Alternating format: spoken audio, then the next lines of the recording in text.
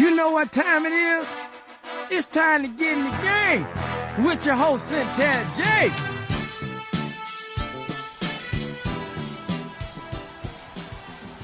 Good Saturday evening, folks. How are you? Listen, the draft is still going on live, and we are here live. This is not a recording. The people who you are seeing to my left and my right are here live in person in color. I'm Satara J, your favorite host of your favorite sports show, Get in the Game, and we are fascinated that you chose to join us this evening for our first ever post-draft wrap-up show. And to my left, joining me, you guys know him. He's been a guest here before, proud supporter of Get in the Game, Mr. Nigel Eldridge, former NFL linebacker. And then to my right, new friend to our host, to our show here, Get in the Game, former NFL quarterback and CFL quarterback. And y'all know him from here in Jacksonville. Y'all are probably pretty mad because if you could do that whole thing over again with Mr. Cleo Lemon, you probably would have kept him a little bit longer. But we're not going to talk about that, how they make mistakes here in Jacksonville, Florida. And in your opinion, we'll start with you, Mr. Cleo, because I'm sure you've been watching the draft. What kind of grade would you give the Jags so far? They just kind of made their last pick in the 6th round. You know what? I think where they are with the total rebuild, I think it was a good draft. Yeah. You know, I think they got the pieces that they really liked. You know, they targeted some guys. You know, some of them came off the board, but for a lot of them, I think they got the players that they wanted. And now going into preseason and going into the rest of it in the developmental stage, I think it's a good place for them. Yeah, and that's hoping we start the season on time. I think Cleo was a little fair. Yeah. I'd probably say a B. Okay. They went really heavy on defense. Mm-hmm. And then if you look at the scheme of Jacksonville, historically, they've always relied heavily on their defense. So in my opinion, I would have went more of a high-scoring offensive style, but to support the cast, and just knowing that long-term that's their objective. So it's right up Jacksonville's alley. Awesome. Okay, so I'll try this evening, guys, to not talk about the Eagles that much, but I will say this. Since somebody brought up did you bring up the Eagles? I didn't. No, he didn't. I didn't. Okay, he brought up the Eagles. Okay, so it gives me a fair chance to say, I'm going to just say that we kind of stole the draft because who thought that Jalen Hurts would be sitting there just ready to come to the city of brotherly love? What was your opinion of that pick, guys? Jalen Hurts going to the Eagles. You know, going in it, you know, I thought Joe Burrow deserved to be the #1 pick. Mm-hmm. I thought Tua was going to be in the mix. You know, exclude his injury. You know, just the talent on the field, it speaks for itself. But my pick of the draft was Jalen. I thought, you know, for the most part, if you're going to take a quarterback, which the NFL is basically a soap opera. It's a reality show. He's already lived that life. Mm-hmm. He knows what that's about. And he kept his chin up. He worked his tail off. He earned America's respect. Mm-hmm. And I think now, moving forward, he's going to earn the respect of the Philadelphia Eagle fans and also that locker room. Yeah, I think the city is going to just love him and welcome him in. Do you think this is going to push Carson Wentz's season, or do you think that we're going to see a switch at quarterback? If you're Doug Peterson, what would you do? Well, just knowing the challenges that Jalen will face coming into the NFL, the biggest difference from my perspective was the speed of the game. Mm-hmm. So when you're going from college to collegiate level to where you may have 4 or 5 guys on the team that are running 4 or 5 speed to a team where everybody's legit and everybody's fast, big and strong. Yeah. The ability to catch on early will be the difference maker for him. So if he shows that, you know, he is a prototypical quarterback and he can adjust, he'll be fine. But I've seen some guys that were levied behind the height and just really didn't catch up with the dynamics and the speed of the game. So, I mean, truth be told, I think it'll be a good soap opera there. Yeah. So I'm going to get you guys' opinion in a moment after I kind of share the story, because I always feel like there is a heartwarming story of the draft. And this year, in my opinion, I think it was about the Akwara I'm probably saying their last name wrong, brothers, Justin and Romeo, the 2 brothers. Romeo got drafted to the Giants and then managed transition over to the Lions. And then we saw the Lions pick up the younger brother, Justin, in round 3. And his emotional breakdown just live on TV was so heartwarming. And the coach calls him and he's saying, yeah, coach, this is something I've dreamed about since I was a kid. And I believe his brother Romeo was the one holding, doing the recording, and he said, bro, I'm not paying rent in Detroit. But it was just a cute, heartwarming story. And then we had some not so heartwarming stories, and we were talking about this before we came on live, and that's the story of the girlfriends who take the opportunity to use their boyfriends, or Cleo seems to think that, there was a tutor involved. You have to be careful throwing around that girlfriend tag. Yeah. Maybe that's not the tag. Yeah. We don't know how that relationship is defined, first of all. This is true. And if it is a girlfriend, you got to slow down a little bit and kind of figure it out. Yeah. It's a different type of water you're going to be swimming in moving forward. So, you might want to see what's out there first. Yeah. It is interesting because, one thing you were saying, Cleo and Nigel, is that I think some people forgot that this was a virtual experience. So it's a live play at your own risk home game, right? So we can see everything that's playing out. But you don't want to go viral for the wrong reasons. And then, the thing that I love is leave it to Deion Sanders to kind of bring it on back home and use it as a teaching moment for his sons, but specifically Shador. And he said, we're going through dress rehearsals. We're going to make sure y'all got this practice down pat because I'm getting my love first. But when you see something like that, CeeDee Land snatching the phone, and Justin, whose mom kindly moved the young lady away from her son doing his moment of shine. Does that bring back any memories for you and just the experience that the NFL brings with those type of moments? Well, it's looking at it from the big picture and the big scope. Everybody's excited. Women pretending to actually become a little more territorial at this point in time because it's like, okay, this is my man, he made it. So everybody's trying to really find their place in that individual's life. But the struggle is just beginning. Yeah. So, when you're dealing with some people that may have some insecurities along the way, truth be told, when the limelight actually hits and they have the opportunity to present themselves, if they're strong, they'll stand. But if not, the weak will kind of flush themselves away. You'll see it. Because, you're dealing with people on the upper echelon of things in the 3% of the world, from popularity to income to availability. So it changes the dynamics of the household, period. Mm-hmm. Correct. And again, only the strong survive. Only the strong. Well, okay. We weren't going to go here, but I'm just going to make this one comment. Not only do the strong survive, but the knowledgeable survive. I think if you're a woman in that situation, you have to know what kind of role you play. And we are not going to get into days of our lives because this is the sports show. Right.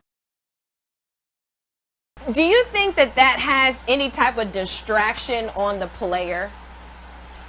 You know what? I would just say for that moment, that's a special moment. Yeah. I would say the first thing to do is, probably check the guest list. Who's coming over? Let's really thoroughly figure out who has the chance to sit in this environment, in this special moment that we're going to remember for the rest of our lives. Yeah. And once you do that and you have that intimate group in the room, I think it's something that's shared emotionally by everyone in there, and it's going to be one of the happiest moments of your life. And one to remember. And someone was probably recording that and photographing that. So we'll see if she's in the photographs 3 years from now, right? Absolutely. Now, one transaction we were waiting to see if it was going to happen before the draft, during, or after was the situation with Trent Williams there in Washington. He kind of made, his, his issue with Washington known early on, but we weren't sure if we were going to see a trade, and then we did. And to me, it was a shocker that it happened during the trade, but we saw Washington trade him to the 49ers for a 5th round pick in the 2020 draft and then a 3rd round pick in the 2021 draft. How do you think he's going to fit well in that system? Well, if you really look at it from the big picture, outside in, when you start kind of alleviating yourself from the rest of the team and you make comments like that, you put a target on yourself. And once you've kind of been labeled at that point, your back is against the wall. So now he's presented himself with a different opportunity. If he doesn't take advantage of it here, it may be the last time we see him. You know, there's a lot of guys who have the talent but don't control their attitude and their mannerism outside of the sport, and that affects their longevity in the game. So I'll be interested to see what the output is from him. Yeah, and I think Trent Williams, I mean, you can make the argument that years from now he'll be in the Hall of Fame because he's a phenomenal left tackle, and he's shown that in his dominance in Washington. If you're the starting quarterback in San Francisco and they acquire a 31-year-old left tackle who has had, you know, injuries and had a situation there in Washington, are you excited about him coming over to protect your blind side, or would you have wanted to see your team go in a different direction? No, absolutely. I would love the addition, you know, of Trent and that type of talent on your team and the experience. You know, he's been, you know, in a lot of big games. And, you know, he's a leader. And, you know, and what's, you know, kind of intriguing about the whole thing as well is that he turned down a trade opportunity to Minnesota. You know, he turned that trade opportunity down. So I guess he saw the 49ers as the best option for him to get back to that Super Bowl level. And that's interesting to see in this part because now, you know, the quarterback feels like, you know, he has someone that believes in him. And if you have that, you know, type of teammate with that type of talent, you know, it can actually excel your progress to being one of the top-notch quarterbacks in the NFL. Yeah, and we can only speculate that maybe it played a role, but I think maybe within an hour or two we saw Joe Staley retire, and I'm not sure if he was, you know, you don't know. I'm sure players go through this process during the course of the season, but they lost one, and then they were able to pick up one. So he spent 13 years there with the 49ers, so he's definitely going to possibly be a Hall of Fame candidate there. So let's kind of go through the first round. You guys give your opinion on the drafts. We already said Joe Burrow went first. Did you think that the Bengals were going to go with him, or did you think Chase was going to come off the board? I knew the Bengals were going to go with Joe Burrow. I thought New England would trade up and get Joe Burrow, though, because of the prototypical body style that he has in comparison to Tom Brady. I thought New England would have tried to trade up to him, but he is the first overall pick out of the quarterbacks that he was hurt. Yeah, and we kind of assumed Chase Daniels would not drop, I mean, because he could have went first, but goes second to the Redskins because Ron Rivera is such a defensive-minded coach. How do you think he's going to fit in that system? I think it's going to be great. I think with Rivera, you know, he's one of the best coaches in the NFL. You know, I think he's undervalued. I think he's a really great coach. You know, and I've heard from numerous players, former players, that say he's a leader of men. You know, he puts it, he's a straight shooter. He puts it out there. His resume speaks for itself. You know, being a member of one of the best defenses in NFL history with the Chicago Bears, the 85 Bears, you know, he knows what it takes. So now you take a player like Chase and you put him in his system, you know, with his leadership. I think he's going to reach his potential, you know, and I think he's going to be a remake of possibly of Julius Peppers. Oh, wow. That's a great comparison. Great comparison. Yeah. I'm sure Chase is somewhere like, thanks, Cleo, man. Put me on the level of Julius Peppers. And we know how chaotic he caused offensive lines in his career. So that's a great comparison. Let's look at your former team, Detroit Lions. They chose to go defense and drafted cornerback Jeff Okudah. What do you think about that pick? It's a good pick. I think defensively we've been struggling in the secondary for a while now. I've heard comparisons with him to Dre Bly, which says a lot, but he has the speed and the tenacity to be a great individual input on the defense. So. Now, there were 7 tackles that went in the first round. I think that's the most we've seen in a while. And the first one to go was Andrew Thomas. He went to the Giants. Now, we know that they have Daniel there as their quarterback. Is he going to be able to come right in and help shore up that offensive line immediately? He better. Yeah. The owner, Johnson, you know, he's not cutting that big check, you know, for a guy to come in and sit around and watch. So I think the expectations are there. I think that's why they went and got him at that spot. But he's going to have to really, you know, find his groove within the system. And I think that's something that sometimes, you know, the casual fan doesn't understand, is that the type of offensive system and scheme that you put in it might be a little different than what you did in college. So now that's to really speed up with no OTAs. Right. You know, no pre-draft, no preseason work. So, you know, these guys are really going to have to, you know, get some individual work in with some trainers and really have someone in their ear from the organization that's kind of probably virtually teaching them this information, you know, from afar. And speaking of that, because we know that typically after the draft, rookies, I mean, if not the night of, the next day they're on the first thing flying out to their new city. That's not happening now. How much will that affect a quarterback like Justin Herbert, who went the 6th pick to the Chargers? I think it's going to affect them. But the difference between where Joe Burrow failed, because everyone knew, Cincinnati knew they was taking Joe. And from what I've read, you know, in articles, Joe actually had the playbook, you know, weeks before. Wow. Okay. So he had been already in a position where he was studying the playbook. I don't know if Herbert had that opportunity because at the 6th pick, you really don't know how the draft's going to fall. So you don't want that type of information out there with a quarterback. But these guys are smart, man. If you're getting drafted in the 1st round being a quarterback, you have to be intelligent. You have to be a fast learner. You have to be able to adapt to different environments, and I think he'll do well. Yeah. From a defensive standpoint, we saw the Panthers in Arizona kind of shore up their defensive side. Derek Brown and Isaiah Simmons. Talk about these two players and the difference they'll make immediately in those teams. I mean, Isaiah is the kind of guy that could play anywhere on the defense. From the defensive line to linebacker to safety. He's a game changer. I think from a leadership perspective, they'll both step in and really provide that nature on the defense and actually be able to guide some of the older guys into a different mindset. I've watched Isaiah practice. He is 110% at all times, so it's really unique from a dynamic perspective to see a guy like that go into the NFL who's already conditioned for it. So it'll be exciting for sure.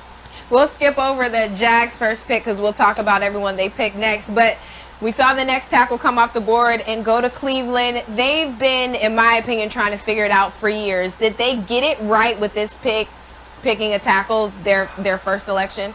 I won't say that they got it right, but they're heading in the right direction. Okay. I think offensively that was one of the positions that they were struggling with last year from an injury perspective. I think he brings enough depth to the depth chart for longevity in a 16-week season. It's just a matter of how soon, again, can they adapt. Yeah. So at the end of this year, we know the Chiefs won the Super Bowl. And so now everyone's chasing them. And shockingly, in my opinion, I didn't think they would go for a running back, but they did. Clyde Edwards-Helaire, small kid, like a pinball, 5'7", runs. Yeah, runs a 4.6. Were you guys shocked that the Chiefs went in that direction? I wasn't shocked at all. You know, when I saw the pick, kind of reminded me of one of my former teammates, Darren Sproles. Okay. You know, I was with the Chargers when we selected him. And you see the draft pick come across the screen, and you're like, you know, he's set some records at K-State. You know, we were kind of intrigued to see really what type of size he had. And when he got to camp and we had on shorts and T-shirts, he was electric. Yeah. From the first day. And I can see this kid being the same way, you know, give him the ball in space, create matchups, you know, and I think he'll take advantage of it. And, you know, for, you know, Andy Reid, you know, he's a genius, man. Mastermind. So when he picks a guy and he has a feel for a guy and he knows what he needs in his offense, I don't doubt him. How much more will the teams in that division be catching up to Kansas City after that pick? Because when you look at, you know, the Tyreek Hill, they're fast on both sides of the ball, and now they add this addition. Not to mention, they have 8 running backs on the roster right now. Yeah. And 2 fullbacks. Needless to say, all of those guys are not going to make it on the 55-man roster, but we know Clyde is because that was their first pick. Right. Did you like the pick? I love it. Yeah. Love it. I think he is a great matchup for a dual tandem in the backfield with Tyreek. He's great out in the open field as far as catching the ball. He'll block and pass coverage. And being a defensive player, that's one of the tougher things to do when you have a shorter running back.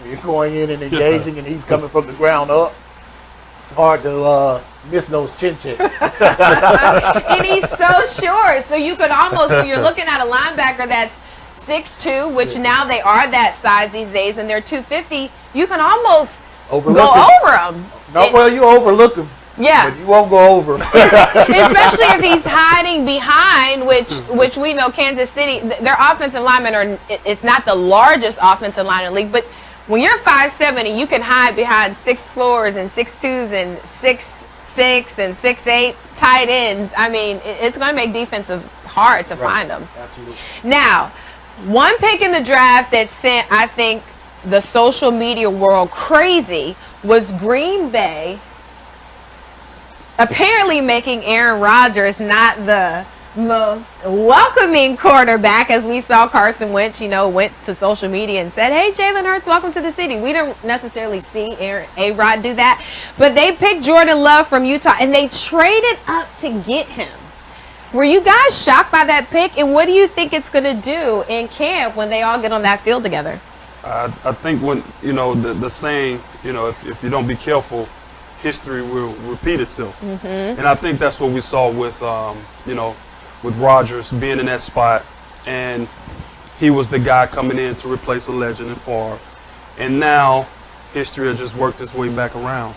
So I think from their standpoint, the Green Bay Packers, he's been in this position before, so he knows how to handle it, and he knows how tough it can be.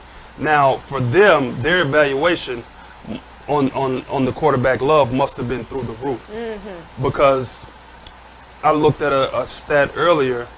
I think Jordy Nelson was the highest drafted receiver since Rodgers has been there, and you're talking about a guy that's a Hall of Fame quarterback that they haven't surrounded with that type of talent. And then you go and take a quarterback in the first round, which you could have had, added a receiver, added a tight end, added an offensive lineman or a running back, someone to actually help them move the chains, and they go and, find his replacement. I don't know how he's going to feel about it. He's going to put him in a tough situation. Yeah, you've been in competition mode before, and I would like you both to answer this question, because I think the biggest difference here with this whole draft is the fact that the coronavirus is slowing down everything. So we are not going to see this competition play out like we would have if the season was starting on time, if Jordan was on the first thing flying out to Green Bay to get started. How much is that going to play a role into Aaron's maybe having to take a back seat to Jordan later in the season, or Jordan having to ride out the bench, because technically A-Rod's already been there. He knows the system. He doesn't have to get familiar with it. On the other hand, Jordan Love does. Right. So what does that do for the competition? Green Bay is a really traditional environment, period. I think the division that they play in historically is one of the more strategic staffs that you're going to compete with throughout the, I think they're AFC, right? Mm-hmm. So my thing with Aaron is just going to be, he's a veteran, he knows the system. He struggled through some injuries here recently as well, so I think that was part of the trade-up, was just getting somebody healthy who has the knowledge to come in and actually contribute in the event that something occurs. I don't think he's pressed up this year about it as much as he would be 2 or 3 years from now. But, I mean, we know the game is short-lived. The NFL stands for not for long. Mm-hmm. So any time given in it is delicate to your career path. So I think if he takes the humble approach and actually steps in and conditions this guy for a successful season, regardless of his contribution to the team, they'll be fine. But when you're at practice and going through OTAs that they won't have the opportunity to do now, you have a chance to build a camaraderie with either your first or second string quarterback.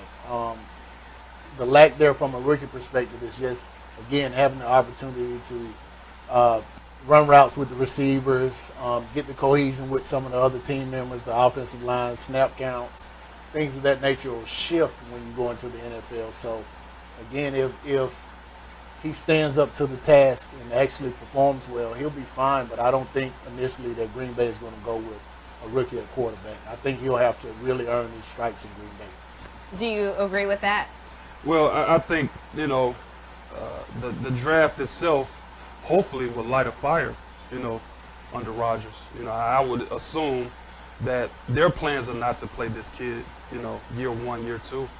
I think this is a project, and I see the trend in the NFL. Once Belichick started doing it, taking these draft picks, late first, second round draft pick quarterbacks, develop them, and then flipping them. 2 or 3 years later, they trade them to other teams for value, and then they receive 2 and 3, 4 draft picks for these guys later. So I think it's something that's a trend that's started by Belichick, and I think it'll light a fire under Rodgers. But at the same time, if in case something happens, you hit that switch, you pull him, and if he has to go, now you have a talented guy going in that can play ball. Right, good point. So some second round shockers. We saw Cam Akers, running back for FSU, go to the LA Rams. We know they released Todd Gurley back in March. They do have Malcolm Brown, Henderson, and John Kelly. How well do you guys think that Cam Akers is going to fit in that system out in LA? Well, for me, I saw Cam play his senior year in the state championship game. He was at Clinton High School in Mississippi, and the game was at Mississippi State University. I think they were playing Pearl, and that was my first time seeing him. The hype, and you see everything that's written about him, but to see him in person playing quarterback, he wasn't playing running back, he was playing quarterback. So to see him playing and to see what he was doing on the field, it was special. And also, people probably don't know, the kid has a cannon for an arm. I thought it was just going to be a bunch of wildcat runs. Kid was play action, rolling out, throwing 15-yard comebacks and doing all kind of things. So I think for him, he's a special player, and he's always been special. So I think they really put themselves in a good position by replacing Gurley with the talent of that level. In your opinion on the pick? I agree. I completely agree. I think that he'll be an immediate contributing factor over there. How they leverage him, whether they use Wildcat, things of that nature, giving him some easy plays to adjust and build his confidence up in the league, as well as just looking at the dynamics of the team and where can he support and him learning his role. And if that time on the field increases based on his contribution, push come to shove, I think he'll excel. And we definitely saw the Ravens possibly get a lot better. We know they're hopefully, Lamar says that they're not going to get bit by the bug of not being able to return to the Super Bowl next year. But they did shore up that running back position with Mark Ingram getting a little bit older. He's been in the league for a while, and only having Justice Hill. They went and grabbed J.K. Dobbins. How good of a pick was that for the Ravens? He fits the scheme for sure. He is definitely one of the more dynamic backs that were in the draft. I think that with Mark, the balance there and not just really throwing him in the fire and letting him play a 16-game stretch at a running back position can be really fatiguing on your body. So just him being able to come in and learn the scheme of things, contribute where he can, and just piggyback off of the progression that Mark Ingram has had throughout his career and just learning his role and position overall will do him well. Will he be able to make an impact immediately? Absolutely. I think Ozzie Newsome set a trend there. Just a great drafter and a great evaluator of talent. So everyone that they pick, meaning the Baltimore Ravens organization, they have to fit a mold, a type of player. I was fortunate enough to be in camp with them, and their linebackers, their safeties, their D-line, they all are cut the same way. They all have the same size, the same speed. It's certain characteristics that they look for. And for them to be able to take a draft pick, that means you met their standard. And I think if they draft you, especially in the first round, second round, they feel highly about you. And there's no doubt in my mind that the kid is going to come in and contribute from day one. Awesome. Now let's take a look at the Jaguars, because we're here to talk about them. And I made a statement in our Tuesday show that, in my opinion, this city is just kind of bored with what they've been doing in the draft, and we needed that big hype player, whether it was going to be at the quarterback position or whatever position. We knew we needed a player that the city could get behind and really support. I don't think they'll go after Cam Newton at this point. Do you think that would have been a good fit here in Jacksonville for them to go grab Cam? Yeah, I don't think that's out of the question. I think Cam is probably still in play. I think they feel comfortable with Gardner, going in and need someone to push them. They need someone in there to compete with them. And they need a name, like you said. So if they were to go out and get Cam, I wouldn't be surprised. But, you know, for the Jaguars, I think, like you said, they needed a splash. But they have a ton of talent as far as collectively in the draft that they did draft. So I think they feel good in the place they are. But it would be intriguing if they did bring Cam into the fold. Would you be shocked if you saw something like that happen? Or if it was Jameis Winston? Because some people are saying maybe they should go get Jameis or maybe an Andy Dalton. In your opinion, Cam, Jameis, Andy Dalton, maybe a Joe Flacco? Well, I just look at the history of Jacksonville. They've had opportunities to pull in some dynamic quarterbacks, and the business just didn't go that route. You can even go back and look at the time when Tebow was available. And he was a homegrown kid here in Jacksonville, and they did not take advantage of the opportunity. I don't think Jacksonville's front office has the mindset of going and getting a true leader or a dynamic quarterback to come in and fill that gap for them. I think they want to develop one themselves. And then a lot of times you have to really look at financially where they are within their salary cap. So, you know, being able to bring Cam in, what are we going to let go, you know, long term, or what's available for us in the future? Is it a 1-year deal? Do you cap him out at a 1 year and franchise him? Like, what would the approach really be? What is the overall objective in bringing him in? Or would he just really contribute to being Minshew's mentor? You know, those are the things that I've seen within the franchise itself that really raised my eyebrows for the most part. But long term, would any of them be a great fit? Absolutely. But I just don't see the staff here making those decisions. Now, before we get into the draft that, you know, the Jaguars had, I want to ask you this because you're here, you're a quarterback, and you can give us a good insight on this. When you look at somebody like Cam Newton, does he still have it left in him to be a starting quarterback somewhere and produce to the level that he did before all of the injuries? Yeah, I think Cam is still able to play at a high level. I think if where he is right now, and he's a competitive person, and the way it ended for him in Carolina, I think he has something to prove. You know, and you see the workout videos that he posts, and you see people that he feels that have doubted him and gave up on him. I think he's going to come back with a bang. You know, honestly, I feel like he still has 3 years of high-level football, at least the minimum, or more, to play at a high level. You see these quarterbacks now, you know, the Drew Breeses, the Tom Brady's of the NFL that, you know, they're 40, 41, 42, you know, and Cam's going to have to change his style. He's not going to be that physical force that he's been his entire career, but he has so much experience to draw from. I think it's going to be an easy transition for him, and I think given the right opportunity, you know, if he were to come here, I don't know if he would be willing to come here. Yeah, so that's another question you have to ask yourself. Yeah, that's a good point. But you're right on that. And that was one thing that, you know, as seasoned veterans, they have to learn to change the play of the game also. So when considering like the physical quarterback that he's always been, he'll have to change and become more of a true pocket passer. Actually sliding, you know, the things that he never wanted to do. He's you know, so long. When you're that tall, sliding is like, they might not get you from the waist down, but then you got the whole waist up still open to a linebacker coming across the middle. That's hard. He has to take care of himself, though, and that's the key thing in his longevity in the game. He's got to start playing a smarter game. If he doesn't come here, Cleo, where would he fit? Who could take him at this point? Wow, that's a great question. You know, just to think about where he would want to go. Right. Because as, you know, as a competitor, you want to actually put yourself in a position when you're, you know, long in the tooth of actually winning a Super Bowl. You know, he had a chance to get there in his MVP year and came up short against the Broncos and with Peyton Manning. But at the same time, he's done it. You know, he's led an organization to that level. So, you know, he's capable of it.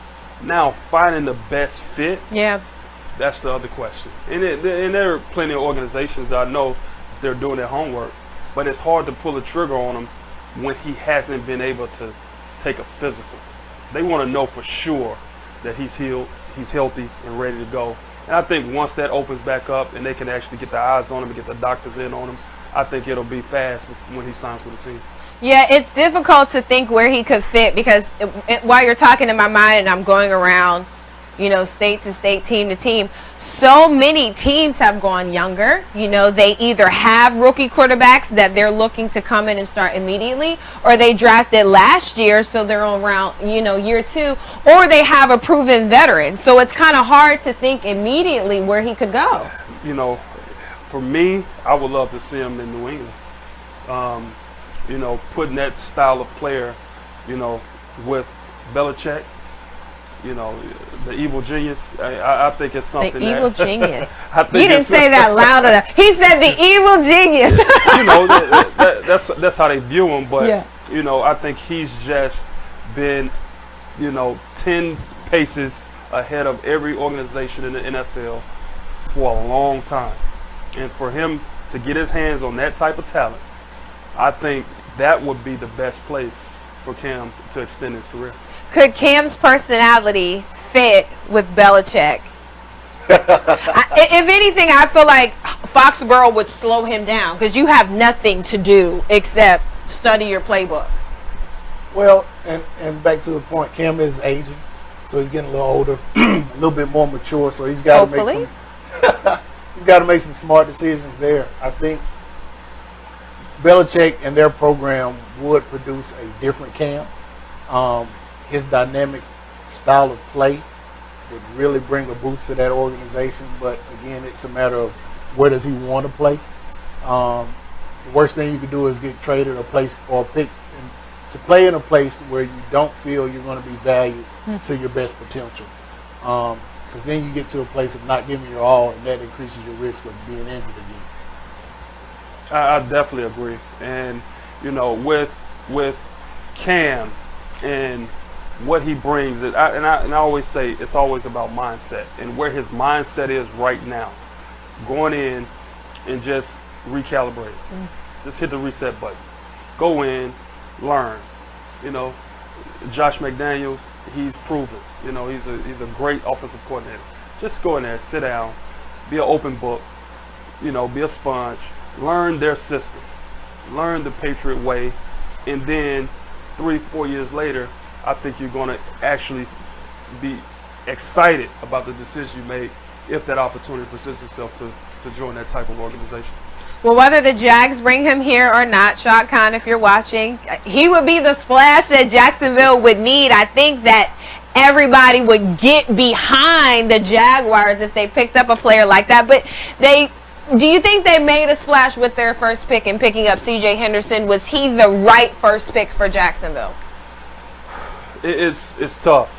You know, I saw Reggie Nelson come in from Florida and really do a great job, you know, and being a backyard guy, being from, you know, University of Florida and coming in with high expectations and also with a fan base that has seen you play every game of your college career. Derek Harvey came in from Florida, a high draft pick in the first round, and really didn't reach that potential.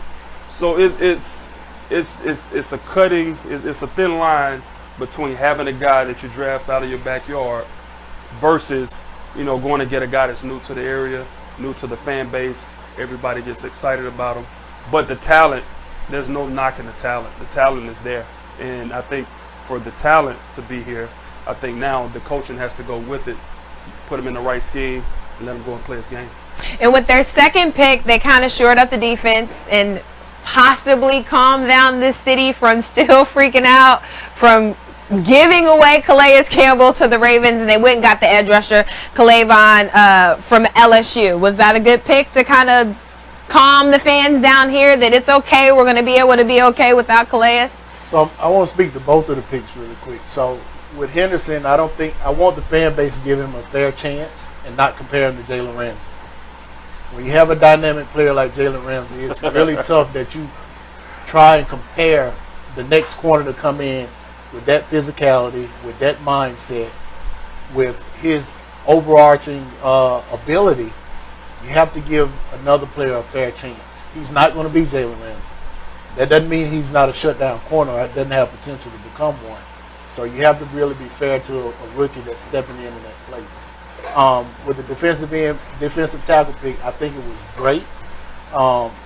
His size, and does he fit the scheme? Absolutely. Coming from a place like LSU, I think the biggest thing for him is just going to be to understand. I mean, you've got the guy from Alabama still here. You've got the rookie that they had last year. So really figuring out what's the dynamic of the team in that defensive line to make sure that whether your potential is going to be on the edge, in the inside, and just learning, the style of the defense and really consuming and absorbing everything that you can from that playbook makes you a better contributing factor. But if you come in with the mentality that a high draft pick, I'm kind of going to give my all on certain plays. You got guys that take plays off. When you're, it's a backside play, you're not really running 110%. All that's going to be evaluated, and that's really going to dictate his time on the field. So if he can really step in and absorb everything that he can, like Cleo said, be a sponge. Be a sponge to the game. Be a student of the game. We know you're capable of performing, but really just home into what is your contribution to this team. Learn your role and play it to the fullest. I think you'll do great. One thing that we heard last year a lot was that there weren't a lot of receivers to throw to. So they went and tried to correct that with a third pick and grabbing the kid from out of Colorado. Do you think he's going to fit well in the scheme and be that wide receiver that can be in the mix for Gardner? Yeah, to be honest, I didn't know much about the kid from Colorado. But then going back and watching his highlights and just seeing, and his catching radius and the big play ability that he's shown, on film, I think it was, for them, I think it was a good fit for him. But at the same time, you just know in the AFC South, man, everything, to win that division, everything stops and starts with Deshaun Watson. So either you got to stop him or you got to outscore him. So for their standpoint, I guess, they did a little bit of both. They got, some great defensive pieces, but also at the same time, they wanted to fill that void that they had at the receiver spot with the explosive guy, and I think they did that. And they went back to defense to kind of try to shore up the defensive line again and going Ohio State with Devon Hamilton. Do you think he's going to be able to fit in and make an impact immediately, or do you think he'll be a second? He's a beast. He is a beast. Ohio State, to me, had one of the better defenses last year. His ability to actually come down into the box and play like an outside linebacker was dynamic and unique for that position. His ability to contribute to the run as well as the pass, I think he's going to be a great stellar for this. To me, he was the best draft pick. For the Jaguars. For the Jaguars. What do you think? I would piggyback off the same thing. I would say, you always hear people talk about value picks. When you talk about picking a guy in the first round, that's elite. That's elite athletic ability, elite tape, elite production. And then you get down to your later picks, you find value. And I thought they found a lot of value with that pick. So one thing about being a quarterback, as you know, you got to be able to trust your offensive line. Jacksonville kind of waited till, late in the draft to pick up their first tackle, the kid out of St. John's in Minnesota. When you look at the offensive line here in Jacksonville, they only went for one tackle in the draft. Did they need more than one, or will they maybe try to make a splash in free agency? How important is that going to be to make sure that Gardner has the pieces to perform better than he did last year? And I think that's a big part of drafting. Are you ranking the players and you picking the best available player, or are you drafting for need? And I think what they've shown is they picked the best available player. Didn't matter the position. And they didn't draft for so-called need. So if it was a guy that they felt that, basically there's a tackle in the second round that they thought, was okay, but they value another position and thought that position player was better, maybe in a different position, they drafted that guy. So with them going down late in the draft to pick a tackle, it kind of lets you know that a lot of teams went that way. They saw that need for those big guys. That's the NFL. You think it's all these little guys running fast and catching touchdowns. that's not the league, man. The league is D-line, O-line. Up front. So, you know, when they go off the board fast, you know, you kind of have to find that diamond in the rough, and hopefully he's one of those guys. He's one of, yeah. And teams kind of rely on practice, especially against the first team defense, to help, you know, the offensive line kind of become better in practice. When you're going up against the top talent in the league every day in practice, it kind of makes you and prepares you to be better. We won't necessarily have that for this young man to come in, you know, this year because of the delay, because of the virus. So how important do you think it's going to be? And do you think that Jacksonville kind of said, we kind of trust the guys we have here already and hopefully they'll get better? Or do you think that somebody like this young man from Minnesota is going to be able to come in and push the guys who are already on the line? And then, you know, you still have time for free agency, so it's really a question of, you know, when you go back and watch film from last year, where were the gaps? Where did they see the biggest need for this upcoming year? Who actually developed last year from a talent perspective with what they came in with at the beginning of the year at week 16? You know, those are the things that the coaches go back and review film on to make those kind of decisions. So for them to draft that late for offensive linemen means that there's still some trust within that front five already established. And back to our point about Cam, that's one of the things that a quarterback looks at as well, is how does that offensive line look? You know, how am I going to invest my future to go into a team that either has it or doesn't? You know, how many sacks did they give up last year? Those are the things that really make a team look sexy to a quarterback, and whether or not he wants to come in and contribute for 2 or 3 years at a time. So if Jacksonville had made that decision to draft that late, there's some confidence in the guys that they have now. And also, too, to just add to that as well, Doug Marrone is an O-line guy. You know, that's where he made his bones, coaching O-line. And he's a great O-line coach. So I kind of feel like he feels if they can just get him, you know, some talent, he'll develop it. And I think that, you know, with that mindset, that allows them then to, you know, spend money in other places and just let him handle, along with the O-line coach, to handle that development of the O-line. Well, you guys know how I feel about the offensive line here in Jacksonville. And so my opinion, what they just said is Cam's not coming here because he cannot trust the offensive line here. And with all due respect, Doug Marrone has proven that he's one of 32 great coaches in the league. But I think he has so much more to worry about and focus on that he's kind of possibly taken his eye off the offensive line because they haven't been as good as they could be, especially in the type of division they're in. But I digress. So basically, Jacksonville Jaguar fans, Cam's not coming here. Maybe you can go somewhere else, Cam. Sorry, but we kind of threw that out the window. So they went back to defense, got the cornerback out of Michigan State, Josiah Scott. They really needed help with the cornerback position and needed to help defend the wide receivers that they face in this division. Was he a good pick? I thought it was a draft for need pick. You know, if you go back and look at that secondary that was in the AFC Championship game, you know, against Tom Brady in New England, I don't think anyone's left. I think they're all gone, you know. So now, you know, like I said, starting off this session it's a total rebuild.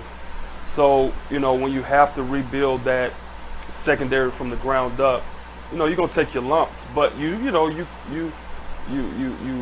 see those talented guys in the draft that you feel like they can come in, learn your system, and develop. In year 2, year 3, they might be able to contribute. I think that's what this position is. So it doesn't seem like it's an immediate need, and maybe that's what they were thinking with linebacker Shaquille Quarterman out of Miami to bring him in. Do you think he'll fit well here in the system, especially since he's kind of a hometown kid, being as though he played right there college ball in Miami? Well, I think the reason for that draft is they're trying to get Miles Jack back on the outside. They moved Miles to middle last year, and he was really out of his nature. So getting a guy like that to come in and take the forefront in a captain role really solidifies Miles back to the wheel linebacker, which is weak side, where he's really in the mix at all the time. And that's what he wanted to get back to, and that's where he really developed and shined at within his first year in Jacksonville. So I think that was a good pick for them. His ability to contribute initially is probably going to be on special teams and as well as playing linebacker. So, more bang for your buck there, absolutely. When you're facing the quarterbacks that we have here in this division, and now we'll be facing someone new because the Colts got a new quarterback, right? So we haven't necessarily played against him as much, but the safety position is important because they've got to be able to not only protect the middle and go deep, but also kind of help assist the DBs and the cornerbacks on following those fast wide receivers. So they went and got Daniel Thomas out of Auburn, safety position. Do you think this was, again, a need pick and maybe a kid who we'll see in the future produce? Yeah, I definitely think it's a need pick. But the great thing about it is, the expectations are not there, so that you can actually play them. You don't have to, they can learn to get on-the-job experience. So you don't have to worry about, facing a fan base that's, putting pressure on you to win right now, because we all know they're in a rebuild. So now you can put that guy on the field. Now, one good thing about it is the trade, that Houston made to get Watkins, to Arizona. Now you probably take one of the most dynamic receivers in the NFL. You take him out of the AFC South. So, the coaches and players can sleep a little bit better at night. Right. No, he's off the board. Don't have to follow DeAndre. Right. So now, you got to deal with Phillip Rivers in Indianapolis. He's a statue. He's 37, 38 years old. He's a statue. Let's get after him. We can disrupt him, So they feel good about that. Now you're talking about, the Titans, they paid their quarterback a lot of money, right? And the same guy that Miami got rid of. Mm-hmm. So now, yeah, you're talking about Tannehill. I like that matchup versus Tannehill. I'm not knocking him, but Deshaun is the only quarterback that really scares me. So if you want to win a division, I think you put them young boys out there, you just let them go. And I think you still got a chance to win the division. And again, Gardner Minshew needing targets. They went and got the tallest wide receiver that in the draft in Colin Jones. They may, depending on if he can put some size on. But was that a good pick for Gardner? I mean, he's a little shorter than most quarterbacks. Right. Is it easy, when you're trying to throw over offensive line to a taller receiver? I would say the red zone, meaning, the 25 and in. I think that's where he can show up big for the Jaguars, being a red zone target. Those windows get small down there. The field gets small. So you have to fit them in tight windows. And sometimes you have to put that thing up high and let them go and get it. And if you got a guy that size that can go up and, as they say, moss, defenders, I think you have a better opportunity to convert touchdowns in the red zone other than kicking field goals. And that's who Jacksonville had in Mercedes Lewis when he was here all those years ago. That's what he did, as Cleo said. In that red zone, you throw it up there and you let that 6'5", 6'6" kid go get it. Are we going to see that happen here in Jacksonville with Johnson out of Texas? Absolutely, because, if you look at his wingspan, your target zone, your target radius is wide. Probably at least 5 to 7 feet, from wingspan perspective, as well as just being able to get the ball within the vicinity. He's going to catch it.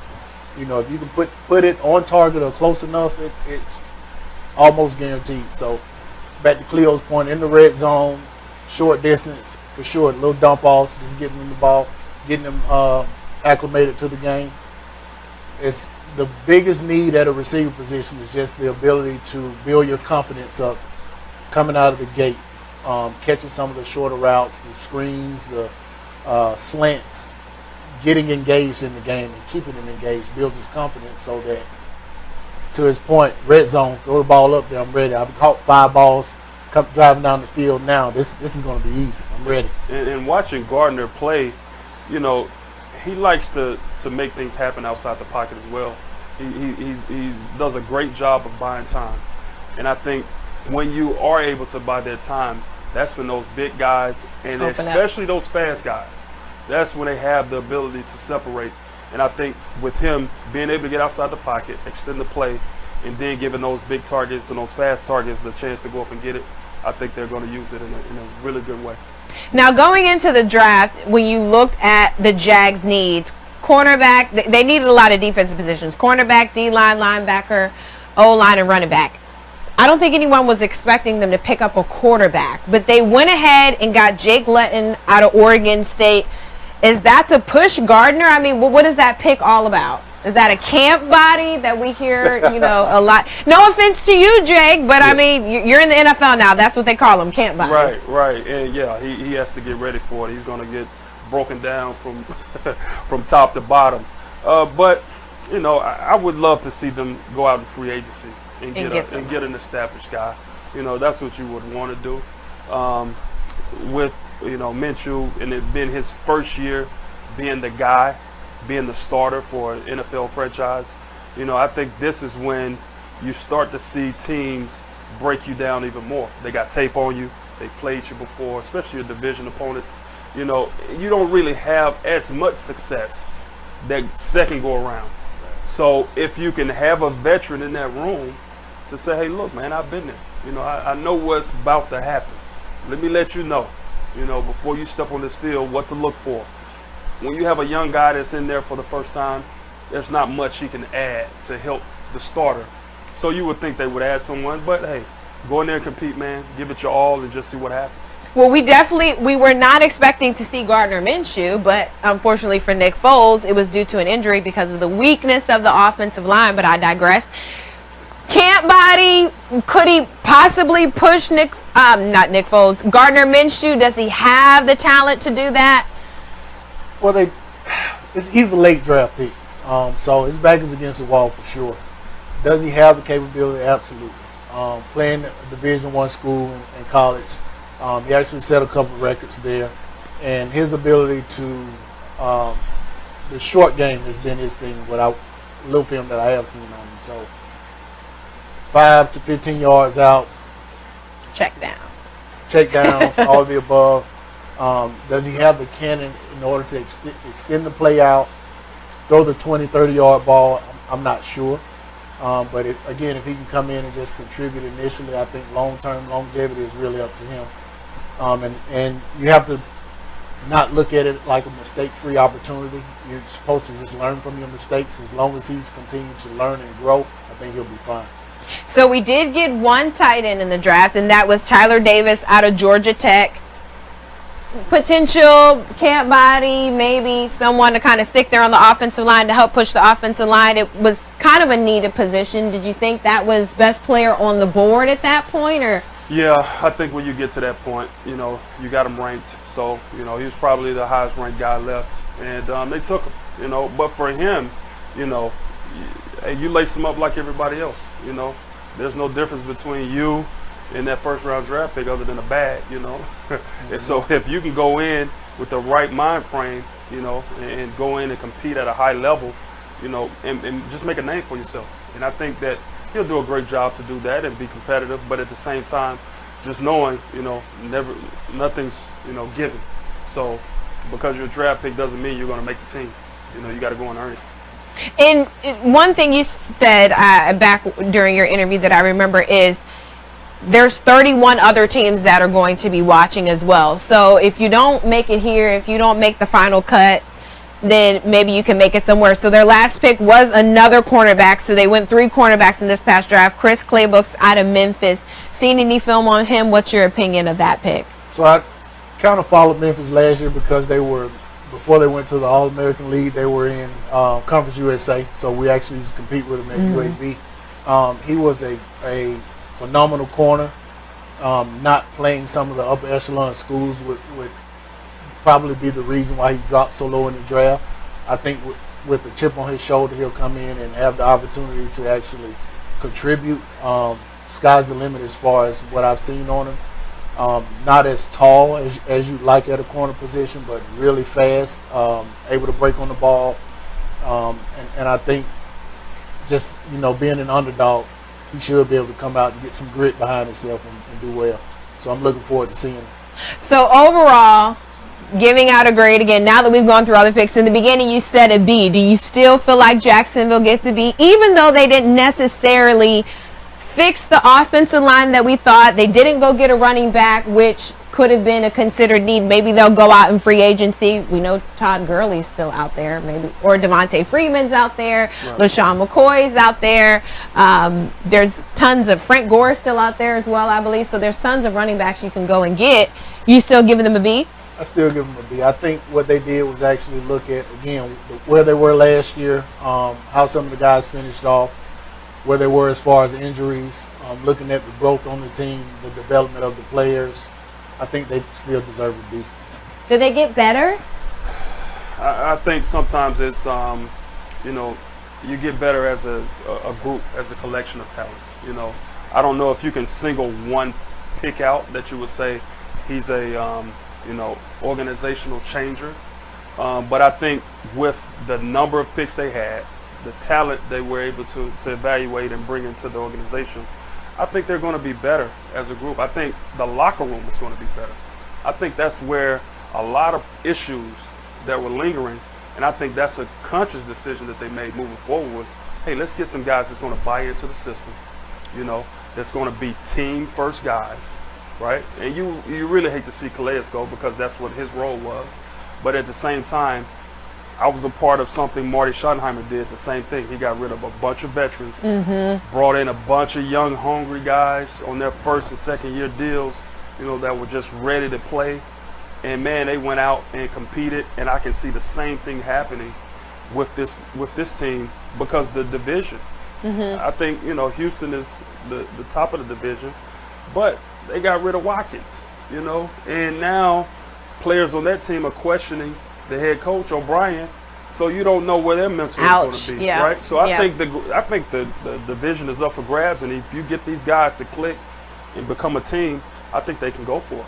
If Jacksonville does nothing else in free agency, if they don't bring in Cam, if they don't bring in Jameis, if we don't see any quarterbacks come in, whether they do or don't pick up a running back, and if this season was to start on time, at the end of this year, will we see the Jacksonville Jaguars in the playoffs, or do you think they still have more work to do? And is Gardner Minshew the guy of the future here in Jacksonville? I can honestly see this division coming down, you know, almost like, you know, the NFC East did last year with the Cowboys and the Eagles. You know, it might be an 8-8 team, 9-7 team that squeaks into the playoffs. Now, Tennessee, obviously, you know, returning what they did getting to the AFC Championship, and with the talent that they have, probably looks like they're trending in the right direction. But at the same time, do you trust Tannehill? You know, can he do the same thing he did last year?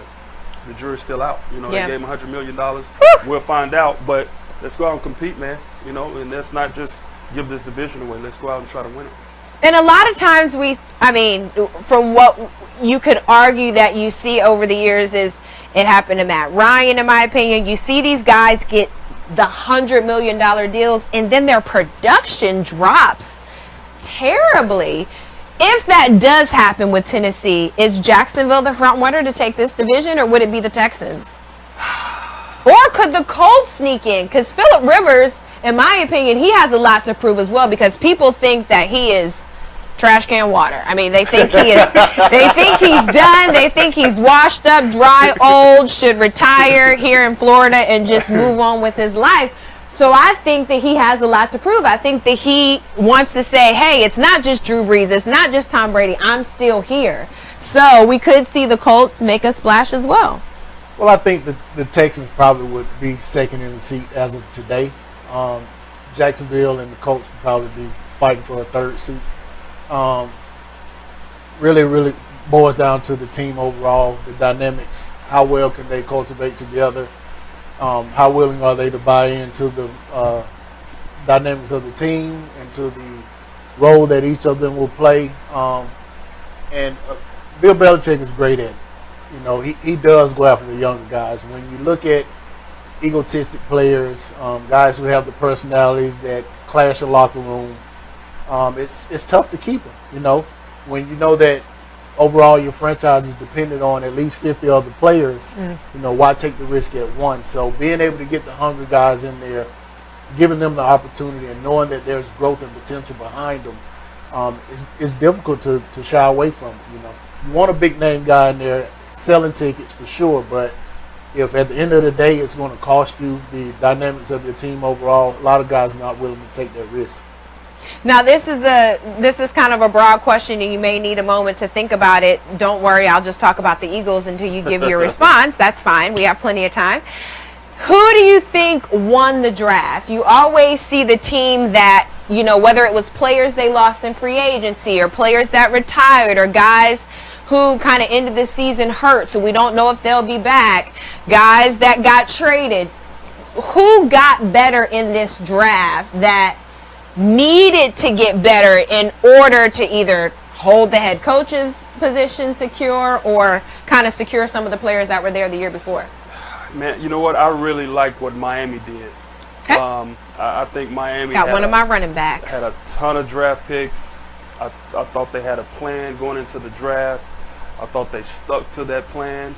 They got some really good players. Mm-hmm. They got a franchise-changing quarterback in Tua if he can stay healthy.